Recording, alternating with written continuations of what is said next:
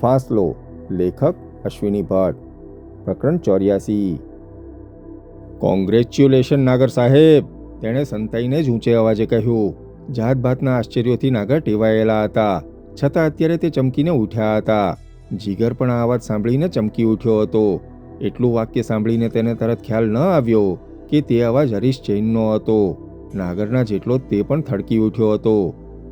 Hats of DSP સાહેબ, હરીશ ફરી બોલ્યો. પણ હવે પહેલાં એ પિસ્તોલ નીચે મૂકી દો. નાગર સ્થિર થઈ ગયા. તેમણે પિસ્તોલ પરની પકડ સખત કરી. પિસ્તોલ નીચે મૂકી દો નાગર સાહેબ, જેથી આપણે વાત કરી શકીએ. નાગરની અવાજ ઓળખાયો નહીં, પણ જીગરને ખ્યાલ આવી ગયો હતો કે તે હરીશનો અવાજ હતો. તેણે અવાજની દિશામાં નજર ફેરવી, પણ હરીશ દેખાતો ન હતો. નાગરે સહેજ પણ માથું ફેરવ્યું નહીં. તેમણે પિસ્તોલ જીગર તરફ તાકેલી રાખી. હરીશે ફરીથી હુકમ કર્યો અને નાગર સાહેબ હસ્યા. જીગર થડકી ઉઠ્યો.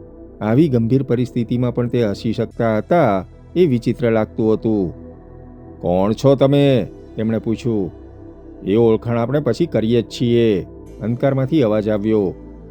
મેં પિસ્તોલ જીગર સામે તાકેલી છે અને આટલે નજીકથી મારું નિશાન ખાલી નહીં જાય, મક્કમ અવાજે નાગર બોલ્યા.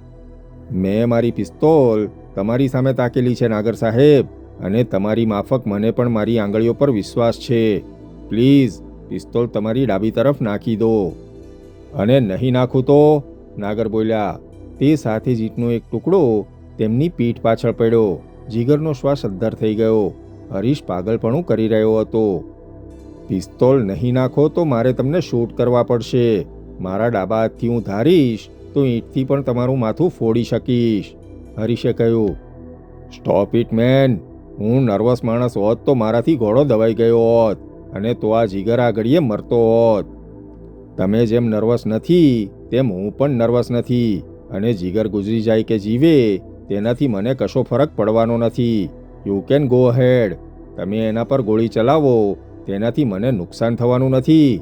મને જીગરમાં રસ નથી, તેણે સંતાડેલા માલમાં રસ છે. હરીશની વાત સાંભળીને જીગરના રૂવાડા ખડા થઈ ગયા. સાચે સાચ હરીશને પરવા ન હતી. માય ગોડ, તે વિચારવા માંડ્યો. Now let us not waste time. મને નવરાશ નથી. Like a gentleman, throw away your weapon. Please મને મજબૂર ન કરો. હું તમારા હાથ પર ગોળી મારી શકું તેમ છું. નાગર મૂંઝાયા. તેમણે થોડીવાર વિચાર કર્યો. હોલડોલમાં નાખેલો તેમનો ડાબો હાથ હજુ થેલામાં જ હતો. તેમણે થેલો ફંફોળ્યો. થેલામાં ચાકુ હતું, પણ બંધ. તેમણે ચાકુ પકડ્યું. હરીશે ફરી વખત હુકમ કર્યો અને નાગર સાહેબે ધીરેથી પોતાની ડાબી તરફ પિસ્તોલ નાખી. તે સાથે જ જીગરે ઊભા થવા પ્રયત્ન કર્યો. 1 મિનિટ જીગર પરોત, તારે પણ ઉતાવળ કરવાની જરૂર નથી. રિલેક્સ. અરે પણ હરીશ, જીગરે એકાએક ઉદ્ગાર કાઢ્યો. હરીશે નિરાશાથી મોં મચકોડ્યું. કમબખ્ત આટલી બેવકૂફી કરશે તેવું તેણે કલ્પ્યું જ ન હતું. અચ્છા, તો હરીશ જૈન છે? નાગર હસીને સ્થિર જ રહીને બોલ્યા. તેમણે કોઈ મૂવમેન્ટ કરી નહીં. તેમણે ધીરે ધીરે થેલામાં નાખેલા હાથને બહાર લેવા માંડ્યો. મને કલ્પના નહીં કે તું પણ અહીં આવી પહોંચીશ. મેં કહ્યું ને નાગર સાહેબ, ચર્ચા કરવાનું આપણે પછી રાખીશું. તે પહેલાં મારી ઇન્સ્ટ્રક્શન. જીગર, પેલી પિસ્તોલને લાત મારી દે. આ તરફ, જરા ધીરેથી. જીગર થોડા ડગલા ચાલ્યો અને નાગરે નાખેલી પિસ્તોલની નજીક આવ્યો. તે ક્ષણભર વિચારતો ઊભો રહ્યો. એ પિસ્તોલને પગથી લાત જ મારવાની જરૂર છે જીગર, તારે બીજું કશું વિચારવાનું નથી. જીગરે પિસ્તોલને લાત મારી અને તે સ્થિર ઊભો રહ્યો. હવે નાગર સાહેબ, તમે ઊભા થઈને એ થેલો તમારી ડાબી બાજુએ બરાબર તમારાથી 10 ડગલા ભરીને મૂકી દો અને પાછા ત્યાં ચાલ્યા જાઓ. નાગર ચૂપચાપ ઊભા થયા. તેમણે થેલામાંથી પોતાનો ડાબો હાથ ખૂબીથી કાઢ્યો.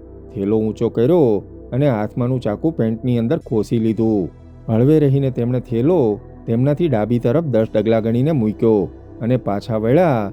તે સાથે જ હરીશ બહાર આવ્યો અને ઝડપથી તેણે ફરસ પર પડેલી પિસ્તોલ ઉઠાવી અને પછીથી સાચવીને થેલો ઉપાડી ખભે લટકાવ્યો. તે પહેલાં તેણે પોતાની નાનકડી પિસ્તોલ પોતાના પટામાં ભેરવી હતી. મેની થેન્ક્સ નાગર સાહેબ. મારી પિસ્તોલમાંથી ગોળી છોડવી પડી હોત તો અમારો સિક્યુરિટી ઓફિસર મુસીબતમાં મુકાત. મારી પિસ્તોલ વાપરવામાં મને વાંધો નથી. નાવ લિસન. બોટ હાઉસમાં રામતીરથ નામનો આદમી છે. હરીશ બોલવા જતો હતો ત્યાં નાગર સાહેબે પૂછ્યું. તને ક્યાંથી ખબર કે હું? તમે અહીં ક્યાંથી આવ્યા? હું ક્યાંથી આવ્યો? એ બધા સવાલ જવાબ કરવાનો આપણને પૂરતો સમય મળશે નાગર સાહેબ. તમને અને મને બંનેને ખબર છે કે જેમને લૂંટમાં માલમાં સૌથી વધુ રસ છે એ બદમાશો બોટ હાઉસમાં બેઠા છે. અને હવે તમે જાણો છો કે લૂંટનો માલ ક્યાં છે. અલબત્ત એ માલ સલામત છે કે નહીં તે મારે હજુ જોવાનું બાકી છે, હરીશે કહ્યું. એ જોવાનો મને પણ સમય મળ્યો નથી, જીગરે કહ્યું. એ હું તપાસી લઈશ, તમારે ચિંતા કરવાની જરૂર નથી. નાગર સાહેબ, તમે અને જીગર બંને બોટ હાઉસ પર પહોંચો. હું ગેસ્ટ હાઉસ પર પહોંચું છું. બોટ હાઉસમાં રામતીરથ જાદવ, ઢિલ્લો અને આપણા ગૃહપ્રધાનના ભાઈ રઘુનંદન મિશ્ર એક ઓરતને બાનમાં રાખીને બેઠા છે. વોટ? હા જીગર, સરજુ દીવાન એ બદમાશોના કબજામાં છે. ઓહ ઈશ્વર, તો પછી તું શા માટે? જીગર કહેવા ગયો કે તો પછી તું શા માટે સરજુને છોડીને અહીં આવ્યો, પણ તે વાક્ય પૂરું કરે તે પહેલા હરીશ બોલ્યો. ઉશ્કેરાટ કે ઉદ્ગારો કાઢવાથી પ્રશ્નો હલ થતા નથી જીગર. એ લોકો હવે તારી સાથે સોદો કરવાની વેતરણમાં હશે. લૂંટનો માલ અકબંધ તેમને મળશે તો જ સરજુ દીવાન અકબંધ રહેશે. સરજુ દીવાન? નાગર એટલું જ બોલ્યા. વિજયરાની દીવાનની દીકરી. મતલબ પૂછવાનો સમય નથી સાહેબ, હરીશે કહ્યું. એકલા જીગર પર નજર રાખવાથી કામ બન્યું નહીં. તમારે જીગરના બાપુ પર નજર રાખવી જોઈતી હતી. લોકરના માલ પર કોની આંખો મંડાયેલી છે તે બધા પર તમારે નજર રાખવી જરૂરી હતી. હું એ હજુ કરી શકું તેમ છું, નાગરે કહ્યું. લૂંટનો માલ સહેલાઈથી તમને મળી જાય. બહોત ખૂબ નાગર સાહેબ. ક્યાં છે લૂંટનો માલ? કોની પાસે છે? કહીને હરીશ હસ્યો. એનીવે, સમય ઓછો છે. એ છોકરી પર સામૂહિક બળાત્કાર થાય તે પહેલાં નીચે પહોંચવું જરૂરી છે. તેનાથી ફેર પડવાનો નથી હરીશ. જો તું કહે છે તેમ થયું હોય તો એ લોકો લૂંટનો માલ આપ્યા વગર તેને છોડશે નહીં. સાચી વાત છે હરીશ, જીગર બોલ્યો. તે મૂંઝવણમાં હતો. માલ વગર તે લોકો માનશે નહીં. એ મનાવવું તમારા હાથમાં છે. પણ અમારી પાસે માલ હોય તો જ સોદો કરી શકીએ ને, નાગરે દલીલ કરી. તમારી પાસે માલ હોય નાગર સાહેબ, પછી એ માલ માટે ગેરકાયદે સોદો કરનારા પાસે તમે જાઓ શું કામ? એટલું ન સમજું તેવડો નાનો નથી નાગર સાહેબ. એ લોકોએ સરજુને એની આરતી ઉતારવા નથી પકડી. એ જોખમમાં છે. અલબત્ત મને તેનો વાંધો નથી, હરીશ બોલ્યો. જીગરે નાગર સામે જોયું અને કશું વિચાર્યા વગર બહાર દોડ્યો. નાગર તેને અટકાવી શકે તેમ ન હતા. હરીશે તેમને માત કર્યા હતા, નિસહાય બનાવી દીધા હતા. નાગર માટે પણ અહીંથી જેમ બને તેમ જલ્દી સલામત રીતે ચાલ્યા જવા સિવાય બીજો રસ્તો ન હતો. નીચે ગયા પછી પોલીસની મદદ મંગાવ્યા વગર ચાલવાનું ન હતું. એ દરમિયાનમાં મુક્ત રહેવા મળે છે તે જ અગત્યનું હતું. જોકે તેમને સમજાતું ન હતું કે હરીશ આટલી સહેલાઈથી તેમને શા માટે જવા દઈ રહ્યો છે. જીગર અને હરીશે ધાર્યું હોત તો તેમણે બંનેએ મળીને નાગરને બાંધીને કે મારીને ત્યાં ફેંકી શક્યા હોત. પણ તેમણે એ ન કર્યું તેની નવાઈ નાગરને લાગતી હતી કે પછી ખરેખર એ બંનેને પેલા બદમાશોએ દબાવ્યા હતા. નાગર સાહેબ ઝૂક્યા. તેમણે નીચે પડેલી ટોર્ચ લેવા પ્રયત્ન કર્યો.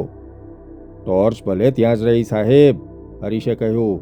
નાગર પાછા આઠ્યા અને ઝડપથી ઇમારતની બહાર નીકળ્યા. જીગરને હાથમાંની ટોર્ચ સળગાવવાનું મન થયું પણ તેણે એમ કર્યું નહીં. નાગર કરતાં જીગર થોડી સેકન્ડો વહેલો બહાર નીકળ્યો હતો. તેના મનમાં ભારે ઉચાટ હતો. હરીશ સાચું કહેતો હતો કે પછી નાગરને અવળે પાટે ચડાવવા તેણે સરજુને બાનમાં રાખવામાં આવી છે તેવી ગુલબાંગ ઠોકી હતી. ગમે તેમ સરજુ રામતીરથ સાથે સોનમગરી પર જવા નીકળી હતી તે હકીકત હતી. ઇમારતની બહાર નીકળતા જ તેણે વિચારી લીધું હતું. હરીશ સાથે વાત કર્યા વગર પહાડી ઉતરીને નીચે જવાનું તેને યોગ્ય લાગતું ન હતું. બહાર નીકળતાની સાથે તે મુખ્ય પગરવાટ તરફ જવાને બદલે પૂર્વમાં સીધા ઢોળાવ તરફ દોડ્યો અને થોડે દૂર જઈને ઝાડીઓની વચ્ચે ઊભો રહ્યો. નાગર સાહેબ થોડીક વાર પછી ઇમારતમાંથી બહાર આવ્યા. અંધારામાં તે સહેજ ગૂંચવાતા હતા. શું કરવું જોઈએ તેની દ્વિધામાં તે અનિર્ણિત હતા. હરીશે તેમને સલામત જવા દીધા હતા તેનો અર્થ એ થતો હતો કે તેણે કરેલી વાત સાચી હોય. ત્યાં ઊભા રહેવામાં કે હમણાં જ સેકન્ડો પહેલાં બહાર દોડી ગયેલા જીગરને શોધવામાં તેમને શાણ પણ લાગતું ન હતું. તેમની પાસે એક જ માર્ગ હતો. જેમ બને તેમ જલ્દી બોટ હાઉસ પર કે જયસમંદના ટુરિસ્ટ ગેસ્ટ હાઉસ પર પહોંચીને HQ પર લાઇટનિંગ કોલ જોડીને પોલીસની મદદ માગવી. મદદ લીધા વગર તેમનો છૂટકો ન હતો. તેમને એ નિર્ણય લેવો પસંદ તો ન હતો પણ એ વગર છૂટકો ન હતો. પહાડી પરથી નીચે જતી મોટી પગરવાટ બની તે ઝડપથી ચાલ્યા. ટોર્ચ વગર તેમને તકલીફ થતી હતી. બરાબર તે જ વખતે પાનીઓ અને સરજુ બંને મુખ્ય પગરવાટ પરથી જ દોડતા ઉપર આવી રહ્યા હતા. પાનીઓ સરજુને લગભગ ખેંચીને ઉપર લઈ જઈ રહ્યો હતો. સરજુના સીનામાં પારાવાર શ્વાસ ભરાયો હતો. તે બંને દોડતા ઉપર આવ્યા. તે વખતે દક્ષિણ પ્રવેશ દ્વાર પર બેઠેલો બાવો ઊભો થયો હતો. તેને કંઈ દેખાતું ન હતું. તેણે પાનિયાનો અવાજ સાંભળ્યો. પાનીઓ સરજુને કહેતો હતો, સંભાળીને, આ તરફ, જરા ઝૂકીને. એમ બોલીને તે સરજુને દોડાવી રહ્યો હતો. સરજુની છાતીમાં સળંગ દોડવાને કારણે ડૂમો ભરાયેલો હતો. તે બોલી શકતી ન હતી. પેલો બાવો ઓટલો ઉતરીને તેના લાંબા પગથિયા પર આવીને ઊભો રહ્યો. તેણે બૂમ પાડી, કોણ છે ત્યાં? તે સાથે જ પાનીઓ અટક્યો. અવાજ બંધ થયો કે તરત બાવાએ ફરી પૂછ્યું, અરે સાહેબ, તમે છો? સરજુ બેવડ વળીને ઊભી રહી હતી. તેના પગ ભરાઈ ગયા હતા.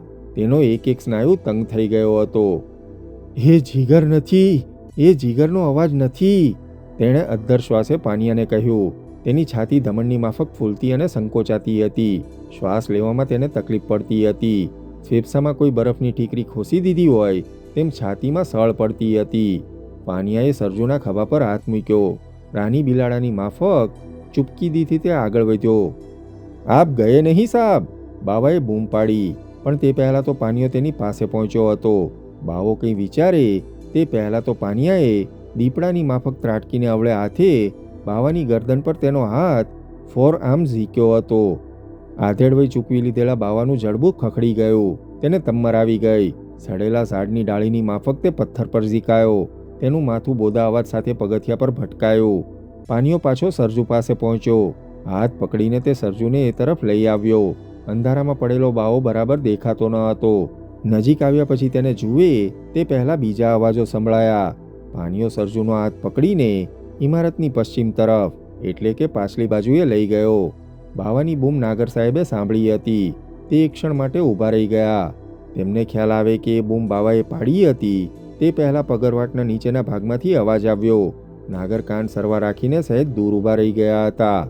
બરાબર તેની અડધી મિનિટ બાદ પાગલ થઈ ગયેલા આખલાની માફક દોડતો રામતીરથ પગરવાટ ઉપર આવ્યો હતો. નાગર સાહેબ પાસે ટોર્ચ ન હતી. તે કંઈ પ્રતિક્રિયા કરે તે પહેલાં રામતીરથે તેમનો આકાર જોયો હતો. તે ઝનૂનથી સામે આવ્યો હતો અને નાગર સાહેબ સાથે અથડાયો હતો. નાગર ઉછળીને નીચે પટકાયા. તે સાથે જ રામતીરથે તેના બંને હાથ નાગરની ગરદન પર ભીસ્યા હતા અને શેરડીનો સાઠો તોડવા માટે ઢીંચણ ભીડવીને જોર કરે તેમજ તેમણે ગરદનથી પકડીને કરોડરજ્જુ પર ઢીંચણ મૂકીને તેણે ઝાટકો માર્યો હતો. નાગરનો એક હાથ તેમના વજન હેઠળ જ દબાઈ ગયો હતો. બીજે હાથે તે પોતાના પેન્ટમાં ખોસેલું ચાકુ કાઢવા મથી રહ્યા. અરે અરે, એ જીગર નથી, એ જીગર નથી, એ જીગર નથી. બદમાશોએ પૂરી સ્ટ્રેટેજી ગોઠવી હતી. રામતીરથ અને ઢિલ્લો પહાડી ચડીને મહેલના પટાંગણ નજીક આવતા ફંટાયા હતા. ઢિલ્લો પગરવાટની જમણી તરફ ખરબચડી, પથરાળ અને અવાવરું ઝાડીઓ તરફ સહેજ ડીટૂર કરીને ઉપર આવ્યો. જ્યારે રામતીરથ અને તેનાથી થોડેક પાછળ આંફતો રઘુનંદન રૂંધાતા શ્વાસે ઉપર આવતો હતો. રામતીરથે કોઈના પર હલ્લો કર્યો છે તેની સમજ પાછળ આવતા રઘુનંદનને અડધી મિનિટ પછી પડી હતી. તેણે ટોર્ચ સળગાવી અને એ પગરવાટમાં રામતીરથની પકડમાં ફસાયેલા નાગરને જોયા હતા. તે સાથે જ તે બોલી ઉઠ્યો, એ બીજું કોઈ છે, જીગર નથી, બીજું કોઈ છે. નાગર સાહેબની વેદનાભરી રાડ અને રઘુનંદનનો અવાજ બંને જીગરે સાંભળ્યા હતા. જીગર પાછો હેઠ્યો. ખરેખર તે હરીશને મળવા જવાનું વિચારતો હતો.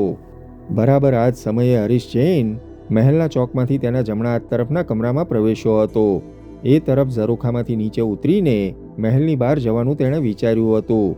નાગરથી દૂર રહેવાનું તેણે નક્કી કર્યું હતું. તેને જેમ રામતીરથનો વિશ્વાસ ન હતો તેમ નાગર પર પણ તેને ભરોસો ન હતો. તે ઝરૂખાને કઠેડે આવ્યો ત્યાં જ એ બીજું કોઈ છે, એ જીગર નથી, બીજું કોઈ છે ની બૂમ સાંભળી હતી. હરીશને પ્રથમ વિચાર એ આવ્યો કે નાગર એકલા નથી, પણ તો શા માટે જીગર નથી ની બૂમ કોઈ પાડે? તેને પોતાને તો કોઈએ જોયો નહીં હોય ને? તેના પર કદાચ કોઈ નિશાન લેતું નહીં હોય ને? વીજળીના ઝબકારીની માફક તેને એ વિચાર આવ્યો. તે સાથે જ તે ઝરૂખામાંથી ઝૂકીને અંદર ઓછાળમાં પાછો ફર્યો. તે જેવો પાછો ફર્યો તેવો જ જાણે કે વિધાતાએ જ એક પછી એક ચોકઠા ગોઠવ્યા હોય તેમ એ જ ઝરૂખા આગળ પગરવાટ પાસેથી ફંટાઈને આવેલો ઢિલ્લો આવી પહોંચ્યો હતો. તેણે પણ બૂમ સાંભળી હતી, પણ તેને ચોક્કસ ડિરેક્શન સમજાઈ ન હતી. તે ઝરૂખા પાસે આવ્યો ત્યારે એકાએક તેને ઝરૂખામાંથી કોઈક અંદરની બાજુએ ગયું હોય તેવો આભાસ થયો હતો. રામતીરથ, ઢિલ્લો અને રઘુનંદન પાનિયા અને સરજુની પાછળ દોડ્યા હતા. ત્યારે તેમને ખ્યાલ હતો જ કે સરજુને પકડવી ખૂબ જરૂરી છે, અને એટલે જ રામતીરથે ઢિલ્લોને બીજી તરફ ફંટાઈને મહેલની પાછળ જવાનું સૂચવ્યું હતું. કમનસીબે કે ખુશ નસીબે ઢિલ્લો જમણી તરફથી ઇમારતની પાછળ જતો હતો, જ્યારે સરજુ અને પાનીઓ ડાબી તરફથી ગયા હતા.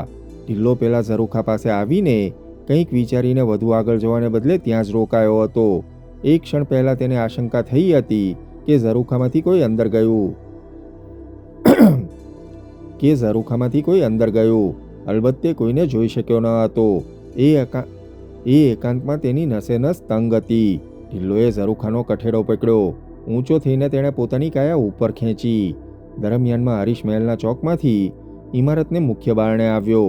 તેને અંધારામાં તકલીફ તો થતી હતી, છતાં ટોર્ચ સળગાવીને તે મુસીબતમાં મુકાવા માંગતો ન હતો. શું થઈ રહ્યું છે તે સમજ્યા પહેલાં અજવાળું કરવું ખોટું હતું.